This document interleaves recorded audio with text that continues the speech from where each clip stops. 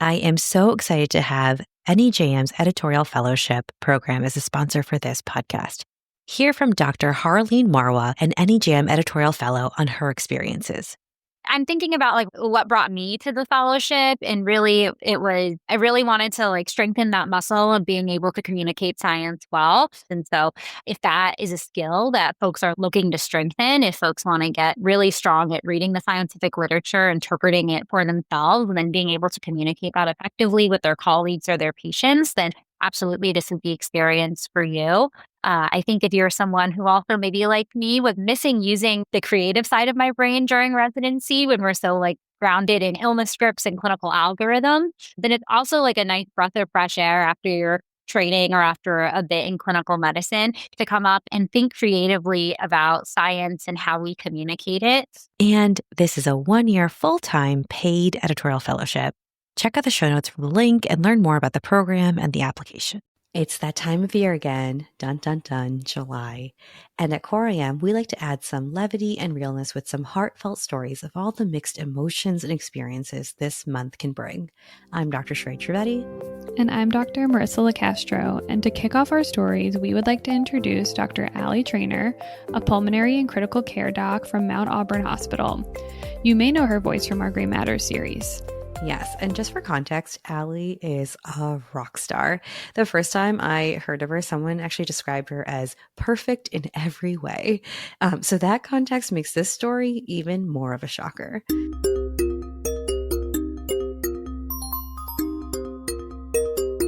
It actually happened on the first clinical day of my intern year. I'm doing my pre-rounds on my patients. And I have this one patient who was signed out to me as, this patient you don't need to worry too much about because she's a patient who was admitted by the IR team, and interventional radiology doesn't have their own service. So medicine takes care of those patients. And so she's post-procedure for a uterine artery embolization. So the, resident signing her out says these procedures are painful, but she's just here for post-operative monitoring, low on your list. So I plan to see her last, of course. And the nurse comes and grabs me and says, Mrs. X is asking to see you because she's really short of breath. So I go in to see her and she's crying and she's telling me that she's really uncomfortable and really short of breath. And you're scared first intern. So I take a listen to her lungs, take a listen to her heart, press on her belly. I don't find anything super abnormal. So I go to my resident and I say, I don't know what to do. She seems really upset and concerned. So can you please just come look at her with me? My resident comes with me. We step out of the room after she does her evaluation. She explains, she did have a uterine artery embolization. So essentially her whole uterus is necrosing. It's incredibly painful. And it's really hard to take deep breaths when you're having a lot of abdominal pain. Makes total sense. So we reassure the patient. We tell her we're going to give you some pain medications. This is expected. This is normal. It's uncomfortable, but this is within the realm of what we'd expect. Seems reasonable. I continue my pre-rounding. I get called to see the patient again. And she says, the pain meds didn't work. I'm really concerned and you're not addressing my concerns. I take a listen again. Everything sounds normal. I go talk to my resident. My resident says, if the exam hasn't changed, just do the same thing. Reassure her. I reassure her, go about my rounds, and then a rapid response gets called on her. So we rush into the room, my attending, all the nurses on the floor, other attendings who are nearby, like everyone on the entire medicine floor comes rushing into this patient's room. And she now is hypoxic in her bed, tripoding, and she sees me come in. And she points at me and goes, this is your fault. You are the worst doctor ever. Screaming at me. I am mortified because, every intern, maybe not every, most interns have that dreaded imposter syndrome. And I was already thinking before this happened, I got here by mistake. I snuck in. And she's already figured out that I don't belong here. And now everyone else knows because I missed something and she has told everyone. So she gets transferred to the ICU, intubated for, I think, a week or so. I don't remember all the details. But so I hold it together in the room, step out into the workroom with my attending. She just looks at me and is like, "Are you okay?" And I started bawling. And I was so upset. And my attending was so kind and so reassuring. And she tells me all the things that in the moment I didn't believe, but were true, that I did the right thing. I asked my resident for help. We evaluated her and her exam was normal at the time. It turns out in hindsight, it wasn't common. The interventional radiologists weren't exactly sure what happened to her either, but the theory was she had some sort of reaction to the glue that they used to embolize her arteries and then developed ARDS as a result. So not an expected complication, but, in the moment when you're that devastated and been outed as the worst doctor ever, none of that reassurance hits home. So I make it through the rest of the day. I go home mortified, come back the next day. And as I'm pre-rounding, I get a page from the program director that says, "Hey, can you come chat with me for a minute?" And I'm immediately start sweating. I'm like, oh shoot, he heard that I'm the worst doctor ever. And now he knows, and I'm getting fired. And I was so scared. And so I call him back and I'm like, "Yes, I'm free." And he's like, "Okay, where are you? I'm going to come meet you in person." And I'm like, "That's it. Like, you don't get fired over the phone. He's coming to fire me." He comes, he pulls me into this, like, the family meeting room and shuts the door. And I start crying even before he starts talking. And it was like, it was ridiculous. It was absurd. I'm like bawling my eyes out and I'm like, "You heard." And he's like, "Yeah, I did. And I'm here to check in if you're okay." And he said the same thing, was very reassuring, was like, "I heard the story from your attending. I heard the story from your resident. Nobody was tattling on you, but they just wanted to tell me because that was an exceptionally rough first day of intern year. And I just wanted to check in and let you know, you're not the worst doctor ever. We combed through these applications. We interviewed you. We ranked you. Like, you belong here. It's okay." And it did still take a few days for that to sink in. And, the imposter syndrome, I don't know if it ever totally goes away, but I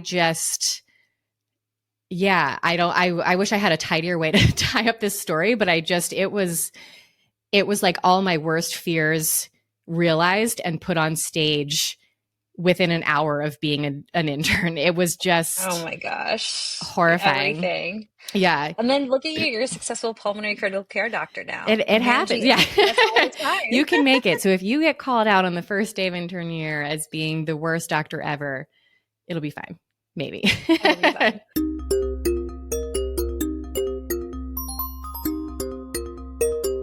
And Allie isn't the only one who had a memorable first day of their intern year. Dr. George Tran, who is both a palliative care physician and hospitalist at the West Los Angeles VA Medical Center at UCLA, also took us back to his first night shift.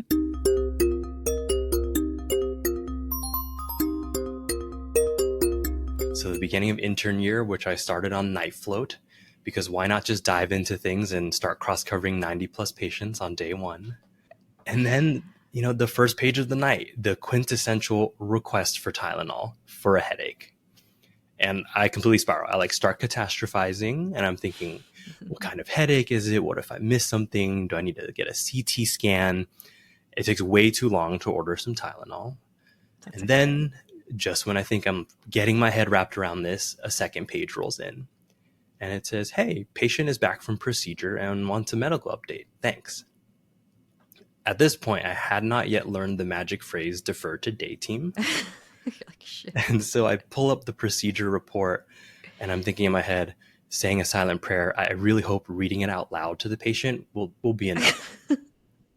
And so off I go, knock, knock. I introduce myself as the nighttime doctor. And then I do my best audiobook impression, right, of reading off this bronchoscopy report. And honestly, looking back, I had no understanding of what I'm reading. No context, no real clue of what's happening. And then the patient, she asks, "Well, doc, what does all of this mean?" And at this point, my mind goes blank. the dial-up tone of the modem like plays in my mind as my gears are spinning. And then the dial like of the imposter syndrome just goes up to 10,000, right? I want to melt into the wall rather than admit like I showed up here not knowing what's going on. And I think she really caught on to my discomfort very quickly and saw that I was out of my depth. And then she asks me, "Oh, can you remind me of your name again?" And then my stomach drops because I'm immediately thinking, she's going to make a note of like who this incompetent doctor is so that she can avoid me in the future. And instead her face lights up and she says, "Where did you grow up? Because my son had a close friend in elementary school with the same name as you. And he used to go on trips with us all the time. And he used to come over to our house for sleepovers." And then it turns out, here I am trying to interpret a bronch report with my friend's mom, who I hadn't seen in over 20 years from elementary school. Oh, what a small world. I was just so shocked, right, by the sheer coincidence or serendipity of it. And she doesn't ask about the bronch report after that. She just says, "Wow, I'm like so proud of you. You've come a long way. I appreciate you coming by. I'm sure the like daytime doctors will be able to share more since they know me a little bit better." You're like, yes, that is what I needed to tell you in the first place. Thank you. Exactly. But what really struck me was, wow, it was helpful to get a reminder of how much this is just supposed to be a process. And I'm not really meant to start with all of the answers. And I think she really recognized that, right? Recognized that I was new, clearly didn't know what was going on. And at least I showed up.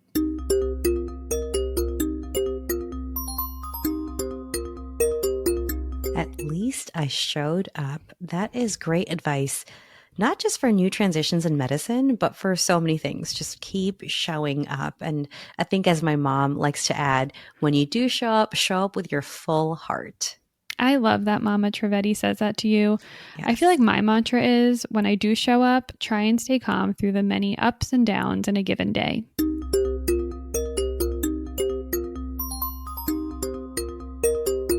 This was my second rotation of being an intern. So maybe August, not July, but we were in the CCU, so the cardiac intensive care unit. And I remember not feeling like cardiology was my strongest area. And I remember even just struggling to find the JVP on everyone. And I was just writing on every patient exam, like JVP limited by body habitus, because I just couldn't figure it out. Yes. And like in front of everyone, and kindly, he wasn't doing it meanly at all, but in front of everyone, the attending was like, "You got to try. Like, you can't keep writing that. You need to try."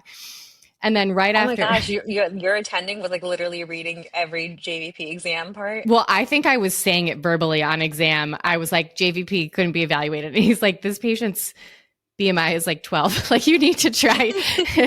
And he was so kind, but kind of right after that happened, then he asks me a question about, anticoagulation, platelet management, the antiplatelet management. And I was like, I don't know. I don't know what the right answer there is. And he was like, "That's great, because there is no right answer. We don't have any data on this yet. It's a data-free zone. So we kind of have to make it up." And I'm like, "Whew, okay, thank God. I'm safe. I got something." And then as we're walking together to the room to examine the patient, my co-intern kind of like tugs on my shirt. And he was someone I worked with well. I know him. I love him. But he kind of like tugs on my shirt and whispers, he's like, "I have a paper coming out in the New England Journal tomorrow that answers that question." And I was like, wow, I don't belong here. Like, he's publishing in the New England Journal and I can't find the JVP. Like, so that was just like, it's, and all that again, just what a thing to whisper.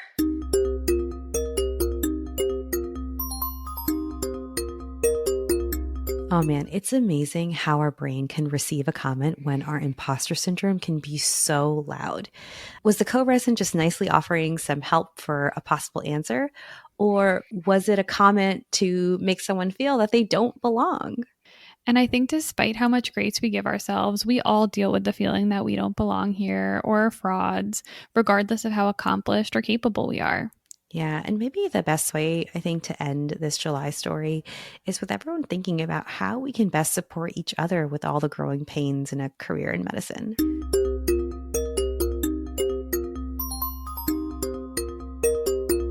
But it's so important to rely on your co-interns is you kind of have one or two people that you end up doing a lot of your rotations with. And so my co-intern who in the CCU, told me he was publishing the answer in the New England Journal, he was also the one who the day after that patient told me I was the worst doctor ever, had insomnia cookies delivered to the hospital to make me feel better. Actually, I think that afternoon, and I didn't even know him. It was like our first day. And he was like, wow, our day really sucked.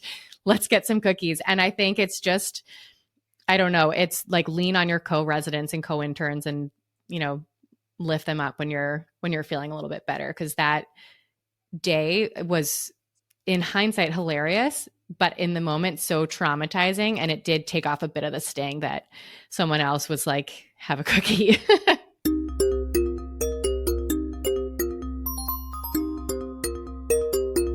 Hey, I will take a cookie even on a day when no one is screaming that I'm the worst doctor to the entire floor. The learning curve is just so steep, even when you're a seasoned attending, right? New situations, contexts, new juggling acts are constantly being thrown at us. So we will leave you with just that. How will you lift up those around you this July? Yes, I think baked goods are always a good one. I think if it were up to me, I'd love to have like quick mini dance parties to shake off any bad juju and reset. But I think patients might think we're a little crazy on the floors doing that. Hey, don't knock it till you try it. Listeners, if you have any creative ideas on how to build up your colleagues in July or just in general, anything you do or say or things that have been said to you, we'd love to hear it. Please write in the comments on our website. And with that, it's a wrap for our episode. We will link our other July stories we've done over the years in the show notes and the podcast description. Check it out. Thank you so much for listening. If you got some value from this podcast, our ask is you share it with at least one other colleague. And with that, thank you again and take care and best of luck this July.